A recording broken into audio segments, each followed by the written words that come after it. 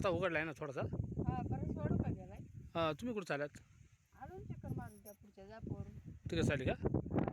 तर आदित्य आणि त्याची आई निघाली फिराय ते जापव तिकडं. आदित्य पहा कसा पाठीशी बसून चालाय. अजून कुठं चालाय भाऊ? राम राम मित्रांनो, स्वागत आहे आपला सगळ्यांचा एका नवीन व्हिडिओमध्ये. ते आमच्या विहिरीमध्ये काय अजून म्हणजे पाणी जास्त साचलं नाही. हे पाणी आहे ना साच्याचंच पाणी, त्याच्यामुळे मग पाणी थोडा खराब असे थोडासा वर आले ना. हा मग थोडी वर आली. आणि हा जो आमचा पाण्याचा झरा आहे ना मित्रांनो, आम्ही म्हणजे पूर्ण पावसाळभर इथंच पाणी पितो ह्या झऱ्याचा. पण आता त्याच्यात पण पाणी नाही आलं पाहिजे. बरं आलं का नाही? आलाय थोडासा. चांगलं धुवून काढायला लागेल ना. तर पहा हा जो झरा आहे ना आमचा, एकदम थोडासा पाणी आलाय त्याच्यामध्ये. आपण मी दाखवतो आपल्याला जवळ जाऊन. आणि मग एकदा वाहून झाला ना तर मग भरपूर असा म्हणजे आम्हाला पाणी पुरत आहे. कवर येते पळीपर्यंत पाणी राहत आहे. हे पहा आता हळूहळू खडकाली पाझर फुटत चालत आहे. बा हे पहा टिप टिप टिप टिप पाणी राहत आहे पहा. आणि ज्यावेळेस पावसाला सुरुवात होईल ना त्यावेळेस असं कीटक निघत पहा आमच्याकडं. आणि ह्या कीटकाला तुमच्याकडं काय म्हणतात ना ते आम्हाला कमेंट म्हणजे सांगा मित्रांनो. याला आमच्याकडं गोगलगाय म्हणतात. हे दोन आहेत पहा, डबल बस नाही का राहते मित्रांनो, तशा पद्धतीनं हे दोन आहेत. एक असा जुळा राहत आहे पहा. आणि या सततच्या रिमझिम पावसामुळे ना हळूहळू आता वावरांमधून डबकं साचायला सुरुवात झाली. मुंग्यांचा वारूळ पहा मित्रांनो किती मस्त आहे. आणि त्याच्यात बारीक बारीक मुंग्या पण आहेत. आणि पावसाळा म्हणला ना मित्रांनो, सगळीकडे कसा आनंदी असा वातावरण तयार होत आहे. रानातील पक्ष्यांचा तो किलबिल असा आवाज, आनंदाने डुलणाऱ्या झाडे वेली. आणि ज्यावेळेस आमची धरती माता पूर्ण असा हिरवा शेला पांघरणारे ना त्यावेळेस आणखीन शोभा वाढणार आहे मित्रांनो. आणि मित्रांनो, मी आपल्याला आता एक वनस्पती दाखवणार आहे. त्या वनस्पतीला तुमच्याकडे काय म्हणतात मला कमेंटमध्ये सांगा. चला पाहूया ती वनस्पती कोणती आहे. या पहा इकडं दोन आहे ती, आणि तिकडं पुढं पण आहे ती. हे पहा मी दाखवतो. पहा तिकडं पुढं पण भरपूर आहे ती, पूर्ण असं जवळ दिसतात पहा. तर आता ह्या वनस्पतीला तुमच्याकडे काय म्हणतात मित्रांनो. तर ह्या वनस्पतीला आमच्याकडे ना याला ना मित्रांनो आमच्याकडं भुईफोड म्हणतात. म्हणजे जमिनीतून असं फोडफोड येतात त्याच्यामुळं मग त्याला आमच्याकडं भुईफोड म्हणतात. आता प्रत्येक भागात याला वेगळाच नाव असेल काहीतरी. तर हे पाय अशा पद्धतीनं हे भुईफोड. तर मग तुमच्याकडे काय म्हणतात ना त्या कमेंटमध्ये सांगा मित्रांनो. आता याचा काय उपयोग आहे ते पण मी आपल्याला सांगतो. तर ज्या वेळेस आहे ना मित्रांनो जमिनीतून हे वर येतात हे भुईफोड, त्या टायमाला याची भाजी करतात. पण ती आज जर उगवला ना तर आजच भाजी करायला लागते. त्यानंतर याची भाजी करून खायची नाही. आता ही भाजी आहे ना असा हे बा मी दाखवतो आपली. हे बा आता हा पूर्ण मालावून गेला आहे, म्हणजे हा पूर्ण आता खराब झाला आहे. हे बा असा येसे ना, हे बा असा उमदून आहे ना, हे बा असा उमदून याचं फोडफोड म्हणजे सोयाबीनसारखं. आता ह्या खराब झाला असा वास येत आहे. ताजा असला ना त्या टायमाला मग असा ह्याच्या फोडी करून वरचा सालपाट काढून टाकतात. आणि मग त्याची भाजी एकदम भारी पौष्टिक राहते मित्रांनो म्हणतात. मी 1-2 वेळेस खायले. पण आज जर उगवला ना तर आजच खायचा मित्रांनो.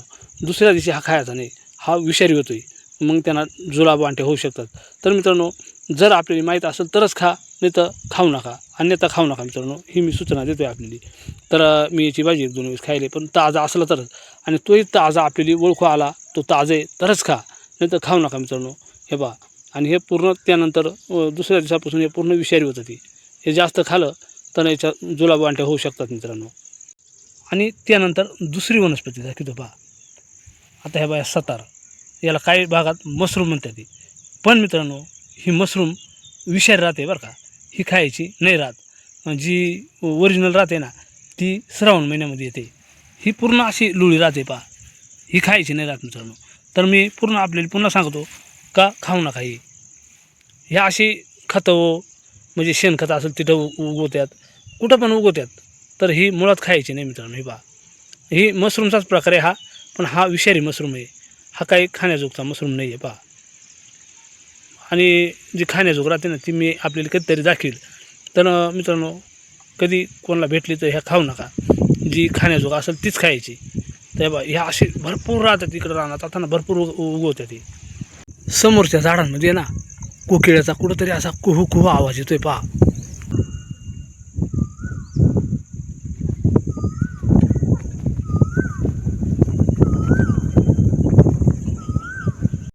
आणि त्यानंतर आहे ना मित्रांनो अजून काही वनस्पती मी आपल्याला दाखवतो. तर एकदम असा पाऊस जर पडला पाजर फुटलं थोडं का ते एकदम असं कड्या कापारीने उगवतात. वरच्या साईडले पहा मी दाखवतो आपल्याला. आणि मित्रांनो मी आपल्याला अजून एक सांगेल का ज्या वेळेस कुठं आपल्याला अशा कड्या कापारी आढळतील ना तेव्हा अशा पोकळ जागा खडकाला भेगा भेगा तिथं जाताना एकदम जपून जायचा, एकदम सावधमध्ये जायचा. कारण अशा ठिकाणी ना साप विंचू असू शकतात मित्रांनो. तर मी नुकताच इथं आलो होतो ना तर इथं एक छोटासा साप होता. असो तो पण जंगलचा राज आहे, तो त्याच्या रानात आहे, पण तरी अशा वेळेस आपण सावधगिरी बाळगणं गरजेचं आहे मित्रांनो. बा कपारीपाशी मी आलो होतो तेव्हा इथं मला दिसलं एक. आणि अशा कपारीने ना एकदम बसताना पण वरच्या साईडनं बसताना पण किंवा कपारीपाशी जाताना पण एकदम सावधगिरीनं चालायचं का. तर मी आताच आपल्याला म्हणलो होतो का एकदा का पाऊस पडला का कड्या कपारीने काही वनस्पती लगेच उगवतात. तर मग आता समोर दिसतोय हा पाचून कांदा, याला मस्तपैकी असा फुलं आलाय पहा. तर अशीच सेम घोळूची भाजी राहते पण ती वेगळी राहते.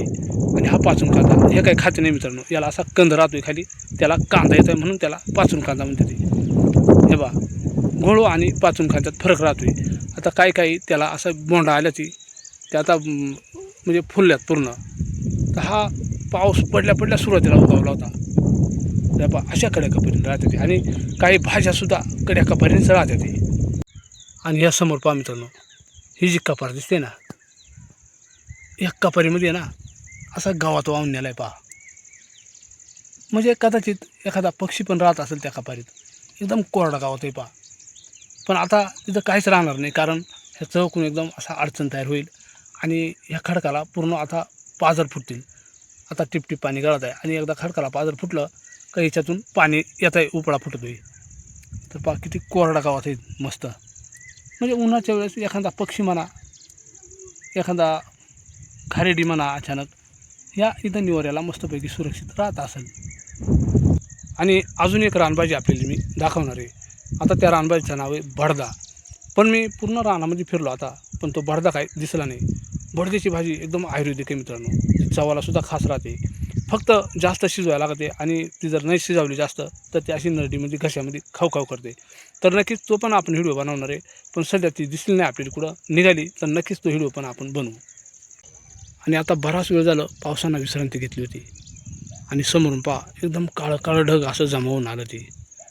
तर थोड्याच वेळात कदाचित पावसाची सुद्धा पुन्हा शक्यता आहे. आणि आपल्याला पण आता हळूहळू घराच्या वाटाला लागायला पाहिजे. अनेक मित्रांनी सांगितलं होता का तुमच्या इकडला वातावरण दाखवा एकदा. तर अजून काय एवढं खास वातावरण नाही तयार झाला कारण नुकताच पाऊस पडला आहे का नाही. मग अजूनही यापुढं मस्त वातावरण तयार होईल. त्यावेळेस जसं वातावरण असेल तसं व्हिडिओ मी आपल्यासाठी बनवेल. आणि हा एक छोटासा व्हिडिओ मी आपल्यासाठी बनवला मित्रांनो. कसा वाटला व्हिडिओ नक्की आम्हाला कमेंटमध्ये सांगा. आपण जर चॅनलवर नाही असेल ना तर चॅनलला सबस्क्राईब करीत चला, लाईक करा, हाईप पण करा. पुन्हा एकदा जय हिंद, जय महाराष्ट्र.